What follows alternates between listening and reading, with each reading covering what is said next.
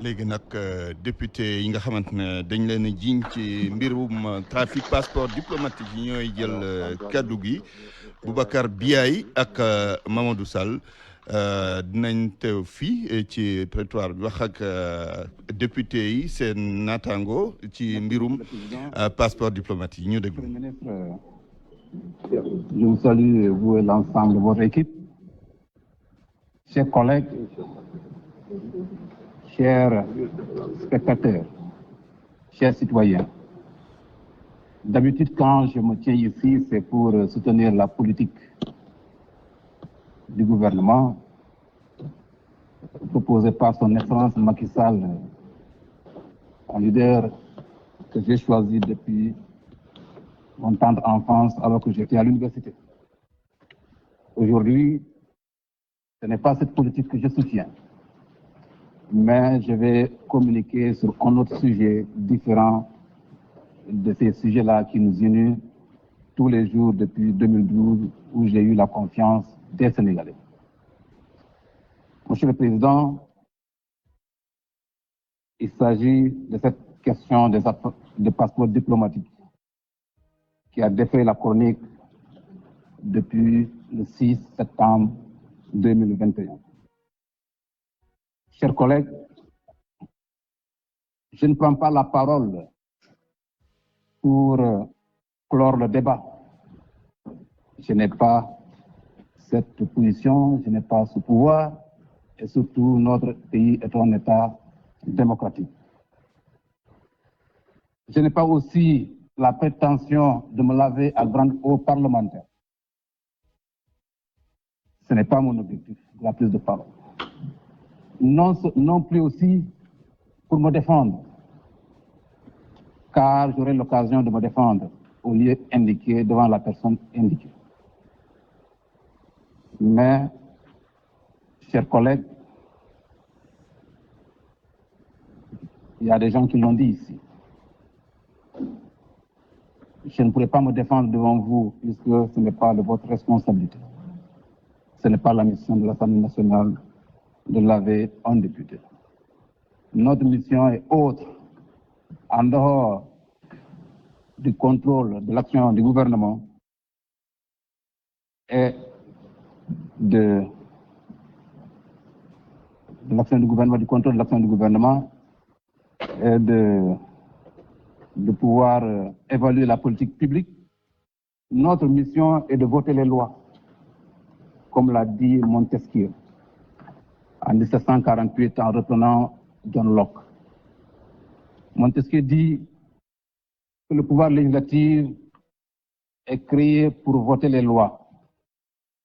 Le pouvoir exécutif, quant à lui, doit mettre en œuvre ces lois et le pouvoir judiciaire d'appliquer les lois cas par cas, effectivement. Donc, c'est pourquoi je ne pourrai pas me permettre de me défendre devant vous.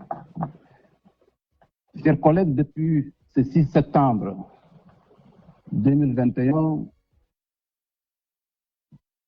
le diable a utilisé la plume et le micro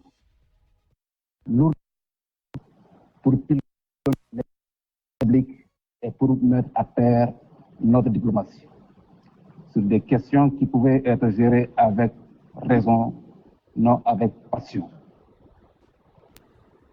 Le diable a utilisé la plume et le micro pour piller les publics pour notre diplomatie sur des questions qui pouvaient être gérées avec raison, non avec passion. A utilisé la plume et le micro. Or, cela ne devrait pas être le cas. La passion, chers collègues, est un danger, puisque la passion divise. La passion apporte la tragédie. La passion crée des conflits. Donc, si nous la laissons et choisir la raison, nous aurons beaucoup à gagner. Nous aurons à gagner par rapport à l'unification de ce pays. Nous aurons à gagner à unir les cœurs mais nous aurons à gagner à avoir les mêmes convergences, mais à rétablir les vérités partout. C'est l'objet de ma prise de parole. Ma prise de parole est motivée, chers collègues, Monsieur le Président, Monsieur le Ministre. D'abord, il faut que nous prions pour El Hadji Diadji Condé. C'est un citoyen sénégalais que nous n'avons pas le droit d'abandonner. Certes, il a commis une erreur par présomption, mais il a une famille aussi. Le défi de tout citoyen, c'est de permettre à ce que, à chaque fois qu'un citoyen est au bord de refoulement, de lui tendre la main et de le lever.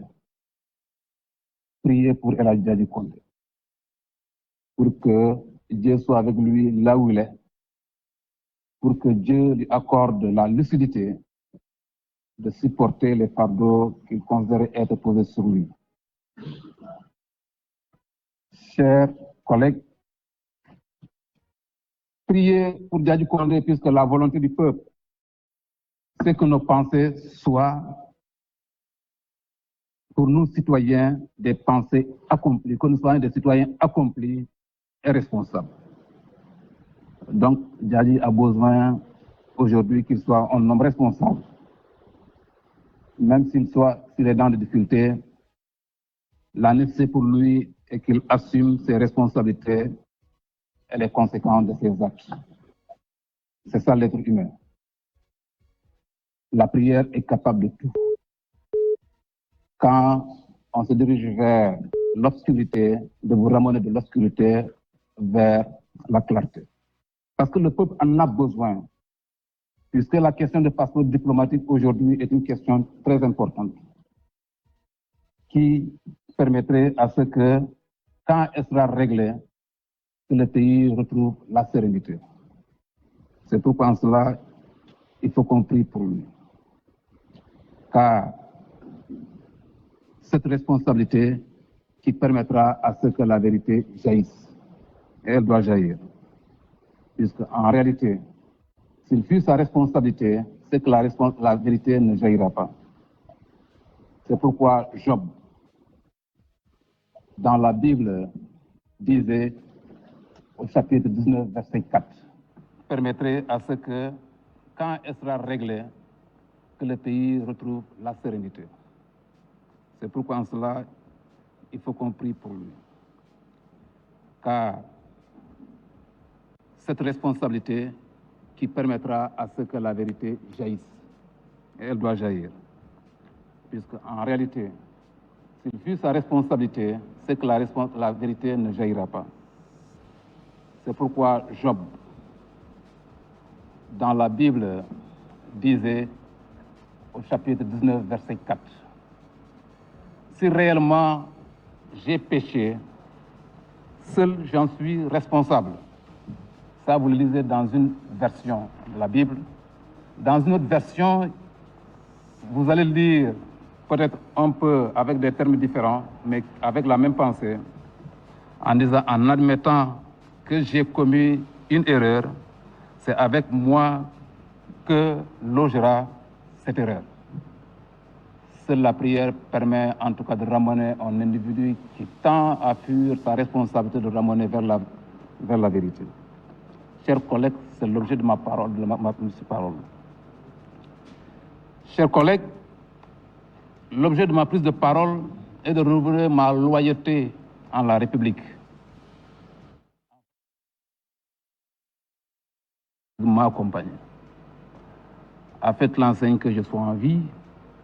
La République m'a inscrit à l'école, a assuré mon éducation. La République m'a recruté en tant que fonctionnaire de l'État. Cette République n'a pas le droit aujourd'hui de témoigner, en tout cas, ma trahison.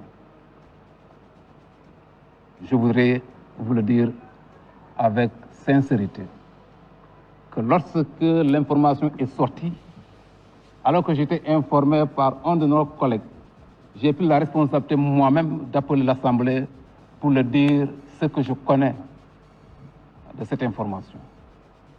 Le président de l'Assemblée qui est derrière, j'ai eu à parler avec lui en compagnie du président du groupe parlementaire. Voilà ce que je connais du sujet. Donc, vous constatez ici que Cette loyauté que je dévoue à la République, c'est ça que j'ai voulu matérialiser. Et dès les premières secondes, j'ai dit au président de l'Assemblée, nul besoin pour moi de lever l'immunité parlementaire puisque ça va accuser un retard alors que la justice doit aller vite dans ce dossier. Je suis disposé à répondre aux policiers ou au juge qui aura en charge ce dossier. Mais comme la procédure demande à ce que nous sommes en train de faire soit fait, je me soumets à la République. Raison pour laquelle, honorable, vous me voyez ici. Depuis le début de la procédure, j'ai pris la ferme, en tout cas volonté, d'être présent à toutes les étapes pour montrer que la République doit être élevée au niveau dont elle mérite. Chers collègues, c'est l'objet de ma prise de parole. Je dois être loyal envers celui qui m'a formé. Le président de la République, je n'ai jamais eu de discussion qui m'aurait conseillé d'être un mauvais militant.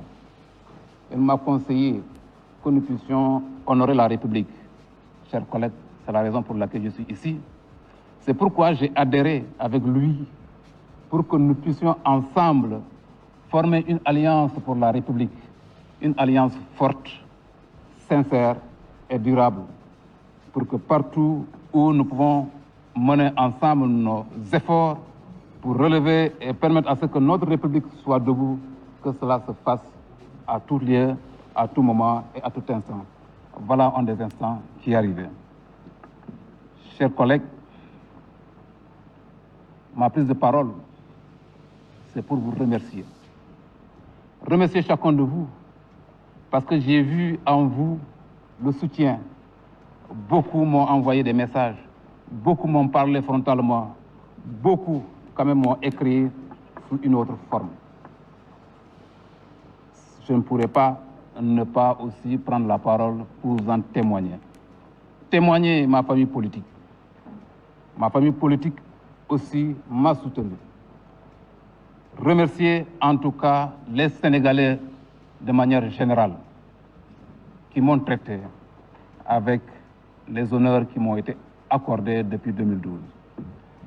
Mais ma région d'origine, la région qui m'a porté et m'a confié leur voix pour que je puisse défendre leurs intérêts ici, ne m'a pas lâché. Et à tous les instants, m'ont montré en tout cas le soutien fervent, ardent. Et tout à l'heure, je parlais avec beaucoup d'entre eux. Si vous avez constaté le téléphone que j'avais, c'est le même témoignage, même encouragement qui m'est toujours adressé. Remercier ma famille biologique. Demandez à chacun de vous de ne pas vous inquiéter. Il s'agit ici d'une procédure qui permet à notre institution, l'une des institutions, l'un des piliers de notre état de droit, de permettre à ce pilier de faire son travail de la manière la plus sereine possible. Si je suis coupable, j'aurai la responsabilité de porter la coupe, comme Jésus-Christ a porté la coupe devant la croix. Chers collègues, c'est ça la responsabilité. C'est pourquoi je vous dis d'être serein, d'être calme.